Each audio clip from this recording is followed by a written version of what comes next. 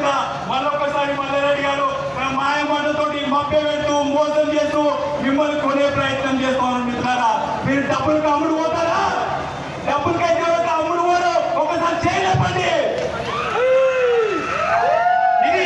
ఇది మల్లారెడ్డి వర్గీయులు మల్లారెడ్డి సమస్యని మున్సిపల్ కార్పొరేషన్ ఉన్నటువంటి పాలక మండలి బుద్ధి తెచ్చుకోవాలి, స్థితి తెచ్చుకోవాలి. ఇప్పటికైనా మీరు మల్లారెడ్డి కోసం కాకుండా ఈ ప్రాంతంలో ఉన్నటువంటి ప్రజా సమస్యల కోసం పరిష్కారం చేయండి.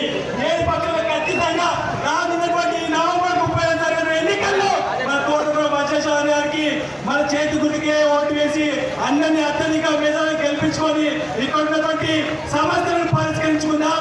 మనం పిలిస్తే పలికి అన్న మన సమస్యలు అంటే మన సమస్యను పరిష్కరించే వ్యక్తి.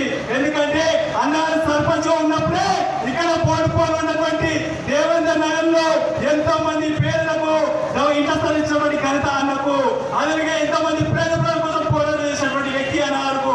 అటువంటి వ్యక్తి మనం గెలిస్తే ఖచ్చితంగా మన అందరికీ ఆరుగులైన పేదలకి డబుల్ బెడ్రూమ్లు వస్తాయి, పింఛన్లు వస్తాయి, రేషన్ కార్డులు వస్తాయి, దళిత బంధు వస్తాయి, రైతు బంధు వస్తాయి, బీసీ బంధు వస్తాయి. ప్రతి ఒక్క సంక్షేమ పథకం కాంగ్రెస్ పార్టీ ప్రవేశపెట్టిన 6 గ్యారంటీ పథకాల్లో ప్రతి ఒక్క కల్పని దాటుతుందని చెప్పేసి తెలియజేస్తూ ఒక్కసారి మీరు ఆలోచించి అన్నగారిని అత్యధిక మెజార్టీతో గెలిపించాల్సిందిగా మీ అందరి పేరు పేరున విజ్ఞప్తి చేస్తూ సెలవు తీసుకుంటున్నాను.